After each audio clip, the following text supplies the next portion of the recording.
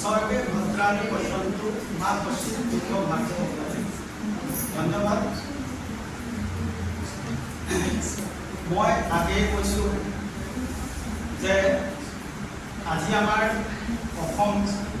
सम्पूर्ण बान परिस्थितिर লগত जुझি আছে जेहेतु आमार संख्यक सदस्य उपस्थित থাকিলেও আমি সুন্দরভাবে অনুষ্ঠানটি আগবঢ়াই নিবলৈ সক্ষম হৈছোঁ বুলি ভাবিছোঁ। আজি সভাৰ উদ্দেশ্য ব্যাখ্যা আমাক অৰ্পণ কৰা হৈছে।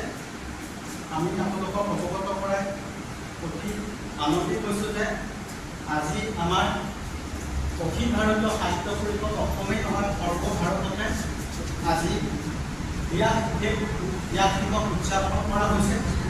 আমিও তেজপুৰ সাহিত্য শাখাই আমি এই অনুষ্ঠানটি অনুষ্ঠিত কৰিবলৈ আজি আগবাঢ়িছোঁ। একেলগে আপোনালোকে নিশ্চয় জানিব পাৰিব যে এইখন অসম ভাৰতৰ এটা অংগৰাজ্য। এই ৰাজ্যতে আমি সকলো সুখী দুখী একেলগে বাস কৰিছোঁ, বিভিন্ন পৰিস্থিতিৰ লগত বাস কৰিছোঁ। কিন্তু আমাৰ উদ্দেশ্য এইটোৱেই হৈছে যে আমাৰ যি মহাভাৰত প্ৰণেতা ঋষিবৰ মহামুনি ব্যাসদেৱ, সেই ব্যাসদেৱৰ বিষয়ে আমি আজি পাহৰি পেলাইছোঁ। আমাৰ পৰিষদৰ উদ্দেশ্য হৈছে আমি যিবিলাক বস্তু পাহৰি গৈছোঁ সেই বস্তুবিলাক পুনৰ উদ্ভাৱন কৰিব পাৰি নেকি তাৰ এটা চেষ্টা কৰিছোঁ।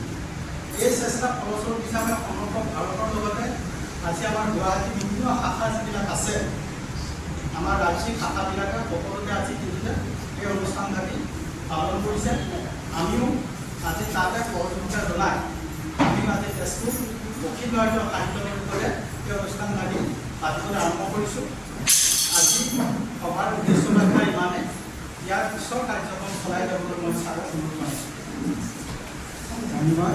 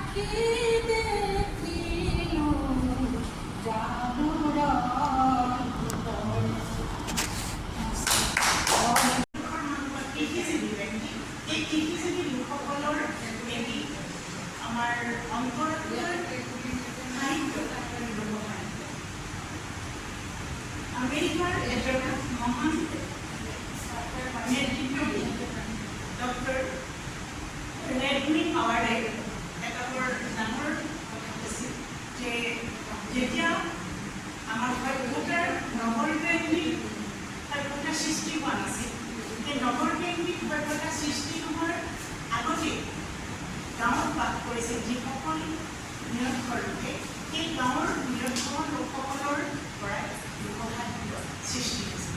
আমেৰিকাৰ এজন নেতৃত্ববিদ তেওঁৰ এই বক্তব্যটো যেতিয়া তেওঁ প্ৰচাৰ কৰিছিল সেই সময়ৰ তাৰ বাতৰি কাকতত, তেতিয়াৰ পৰাই লোকসাহিত্যৰ এটা সংজ্ঞা হিচাপে এই সংজ্ঞাটো পৃথিৱীয়ে স্বাক্ষৰ কৰি গৈছিল আৰু মানি লৈছিল।